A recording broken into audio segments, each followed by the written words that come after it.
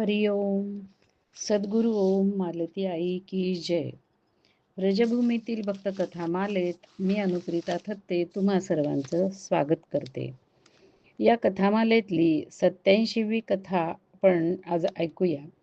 ही कथा आहे वृंदावन येथील साधुमा नावाच्या एका संन्यासिनीची. आपल्याला या नावावरूनच कळतंय की ही स्त्री म्हणजे एक मातृत्वाचं प्रगट रूप होतं.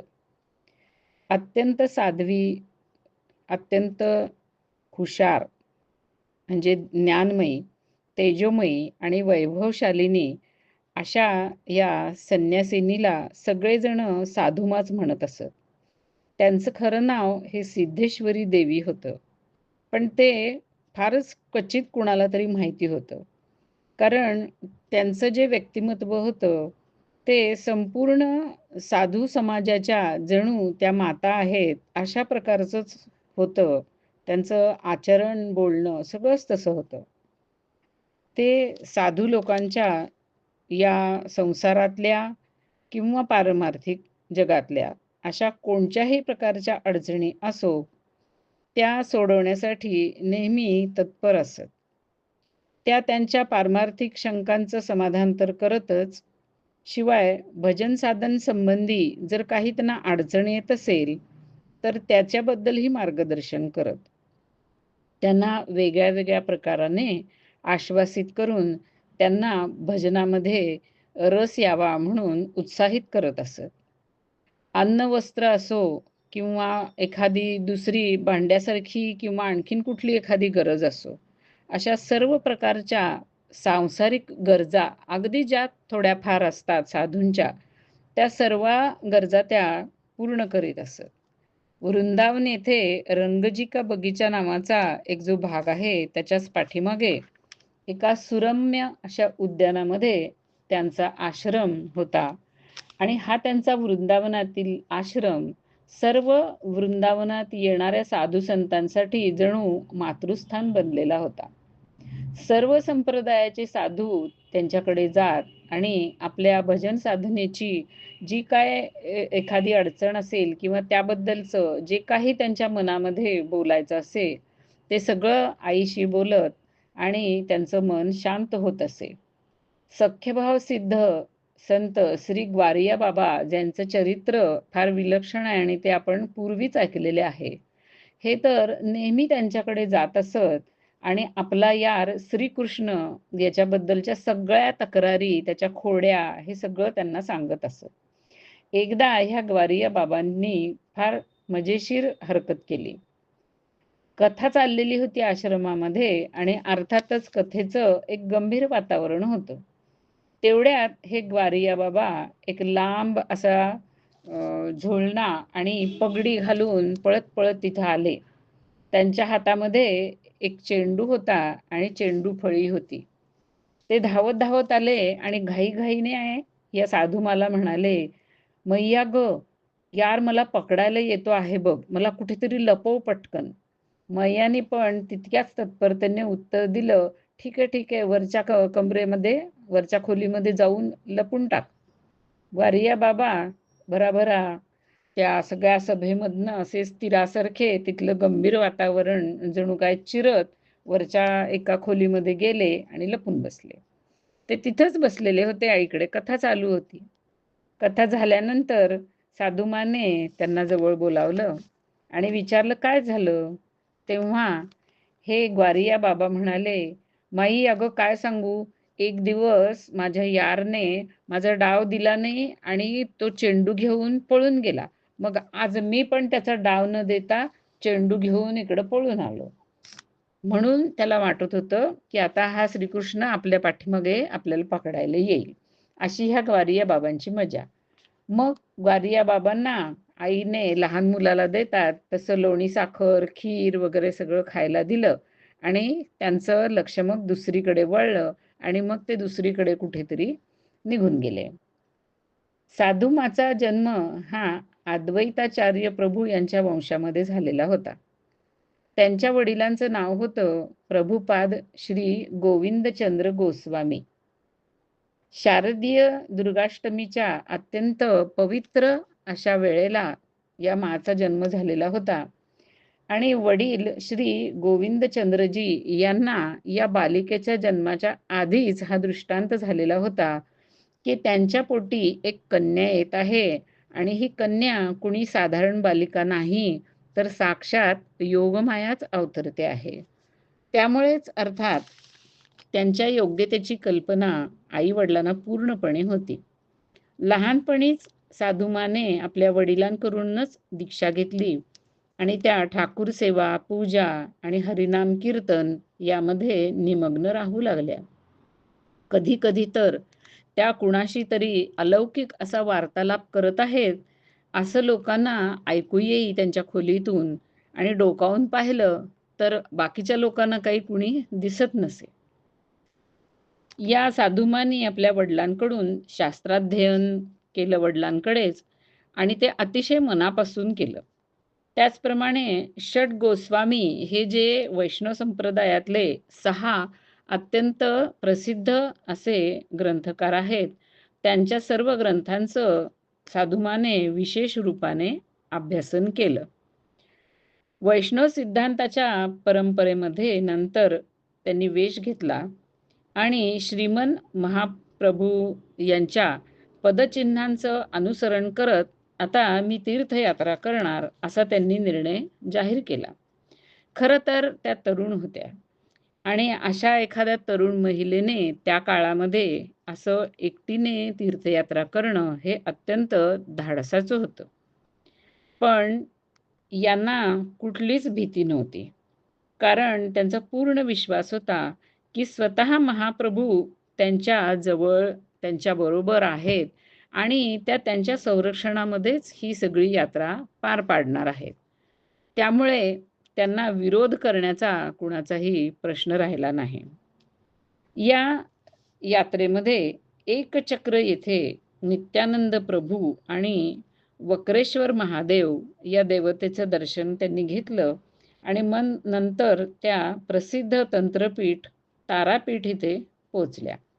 तिथे त्यांनी तारादेवीचं दर्शन घेतलं. त्यावेळेला मंदिराच्या प्रांगणामध्ये प्रसिद्ध तंत्रसिद्ध महात्मा वामाखेपा हे विराजमान होते. त्यांनी साधुमाला पाहिलं आणि त्यांना अंतर्ज्ञानाने कळलं की साक्षात योगमाया त्यांना दर्शन देण्यासाठी आलेली आहे. अत्यंत विनम्रपणे त्यांनी साधुमाच्या चरणांवरती फुलं वाहिली आणि नमस्कार केला. साधुमानेही त्यांना प्रतिप्रणाम केला. नंतर दोघांमध्ये अत्यंत गुप्त आणि गूढ असा वार्तालाप झाला. ते झाल्यानंतर बोलणं जेव्हा त्यांचा निरोप घेऊन तिथून निघाली, तेव्हा तिने त्यांना विचारलं की मी महाप्रभू आणि राधा गोविंद यांच्या लीला समुद्रामध्ये डुंबत मग्न राहून भजन करू इच्छिते. तर आपण कृपा करून मला आदेश द्या की मी कुठे राहून भजन करू. त्यावेळेला या महात्मांनी सांगितले की बेलूरमध्ये गंगेच्या तीरावरती काही दिवस तुम्ही राहा आणि त्याच्यानंतर तुम्ही वृंदावन येथे जा. त्यांच्या संकेताप्रमाणे बेलूर येथे गेली.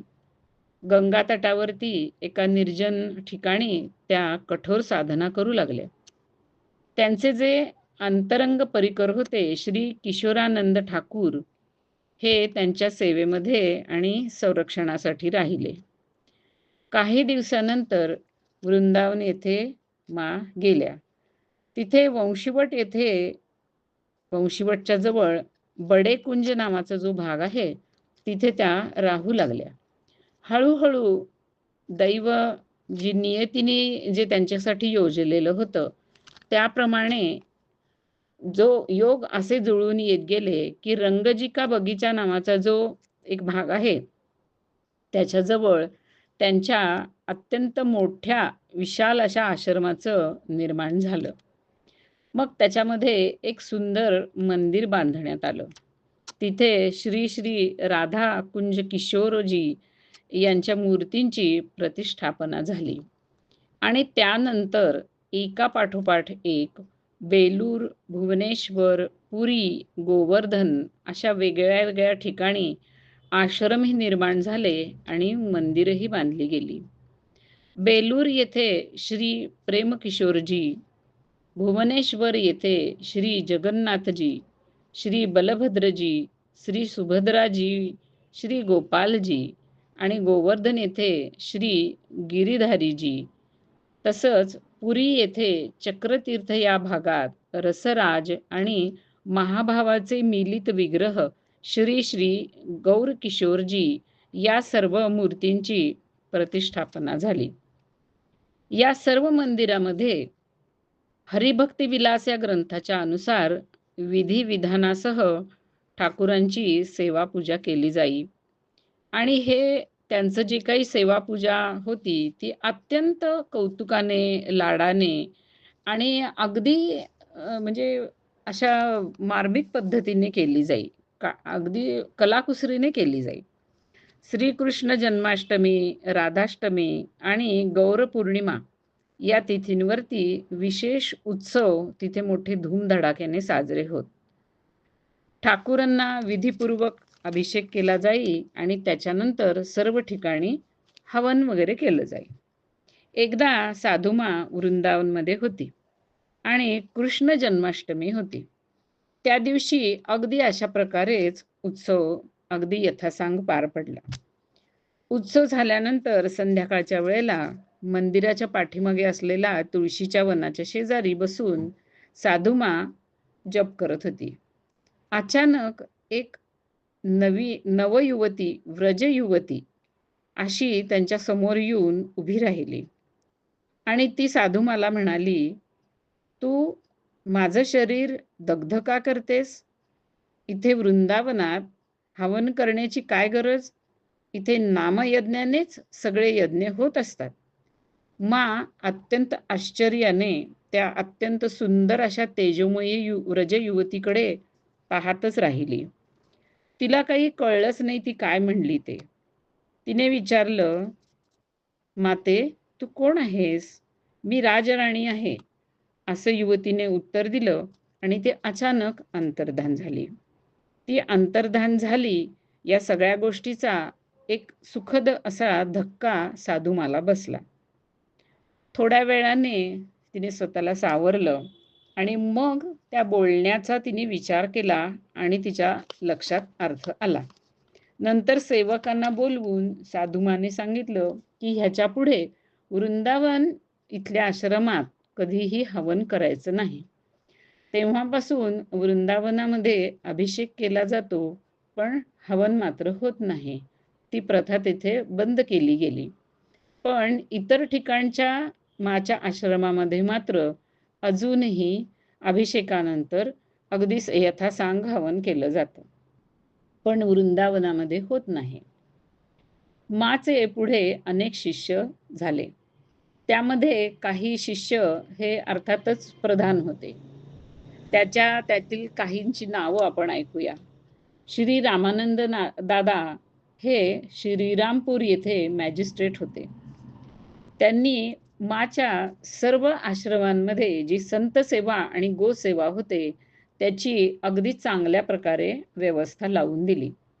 श्री कृष्णानंद ब्रह्मचारी आणि श्रीराम दादा हे वैष्णवशास्त्रामध्ये अत्यंत निष्णात झालेले होते, अर्थातच साधुमाच्या आशीर्वादाने. श्री अनंतदासजी हे माचे अंतरंग सेवक होते आणि श्री वीरा दिदी म्हणून एक पंजाबी शिष्या मांच्या होत्या आणि पंजाबचे त्यांचे बरेच जे शिष्य होते त्याच्यामध्ये ह्या प्रधान शिष्या होत्या. ह्या वीरा दिदी वृंदावन येथील आश्रमामध्ये भजन सेवा करत असत. ही भजन सेवा 100 पेक्षा जास्त वय होईपर्यंत अखंडपणे वीरा दिदीने यांच्या आश्रमात केली. माचे बरेचसे पंजाबी शिष्य होते. त्यांच्याबद्दल बोलताना आपल्या सेवकांना मा सांगत असे की तुम्ही ह्यांच्या आचार विचाराकडे लक्ष देऊ नका. त्यांचं हृदय किती सरळ आणि भक्तिभावाने भरलेलं आहे ते पहा. या त्यांच्या विशेषामुळे गौर किशोर तथा राधाकुंज किशोर हे सदा त्यांच्या हृदयामध्ये विराजमान राहणार, हे तुम्ही लक्षात ठेवा.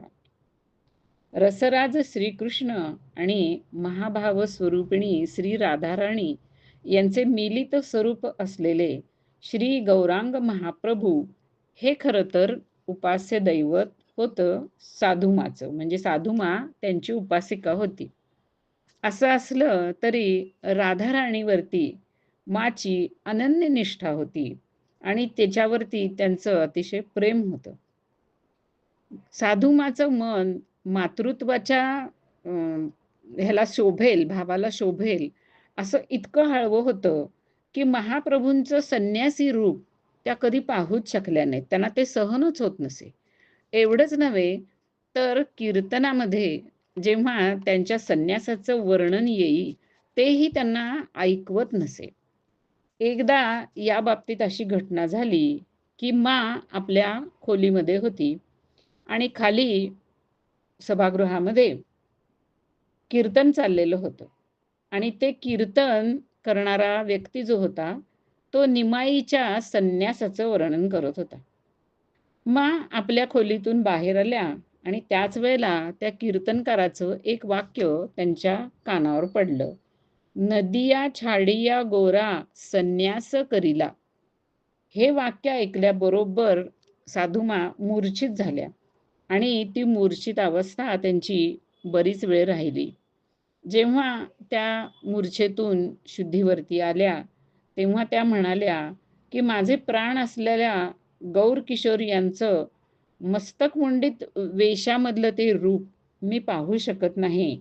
एवढंच नव्हे तर संन्यास घेण्याच्या त्यांच्या प्रसंगाचं वर्णन ज्याच्यामध्ये आहे ते कीर्तन सुद्धा मी ऐकू शकत नाही. इतका त्यांच्याबद्दलचा मातृभाव होता. पण मला रासलीला मात्र फार आवडत असत. त्यांच्या आश्रमामध्ये रासलीलेचं आयोजन नेहमी केलं जात असे. या रासलीला पाहता पाहता त्या भावाविष्ट होत असत आणि एका वेगळ्याच अवस्थेमध्ये जात असत. ही आपली अवस्था सर्वसामान्य लोकांना कळू नये म्हणून त्या सर्वांच्या बरोबर सभामंडपामध्ये बसून रासलीला पाहत नसत, तर आपल्या आश्रमाच्या दुसऱ्या मजल्यावरती बसून त्या रासलीला पाहत असत. रासलीलेचे जे मालक म्हणजे स्वामी असत ते आणि रासलीलेमध्ये काम करणारे जे नट असत त्यांना ह्या मांच्या शक्तीचा एक अनोखा अनुभव येत असे. हे लोक सांगत असत की जेव्हा ते रासलीला करत असत आणि आपल्या दुसऱ्या मजल्यावरती बसून त्यांच्याकडे पाहत असे तेव्हा त्यांच्या नुसत्या त्या पाहण्याने एका विलक्षण शक्तीचा संचार आमच्या अंगामध्ये होतो आणि आम्हाला असं वाटतं की जणू आम्ही एखाद्या यंत्राप्रमाणेच ह्या लीलेमध्ये काम करीत आहोत. आणि अर्थातच त्यामुळे माच्या आश्रमामध्ये ज्या रासलीलांचे प्रयोग होत असत ते अत्यंत सुंदर होत असत. तेथे फारच भक्तिभावाची रंगत येत असे. अशा ह्या साधुमाचं जीवन होतं. यातून आपल्याला दिसतं की जेव्हा एखाद्या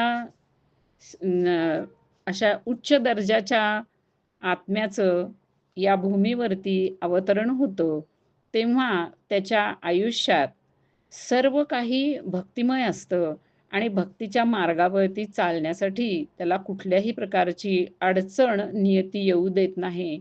सर्व मार्ग सुकर केला जातो. अशा ह्या माचं संवत 2000 वैशाख शुक्ल पक्ष सप्तमीला नित्यलीलेमध्ये प्रवेश झाला आणि तरीसुद्धा त्यांच्या पाठीमागे हे सर्व ठिकाणचे आश्रम आजही चालूच आहेत. हरिओम.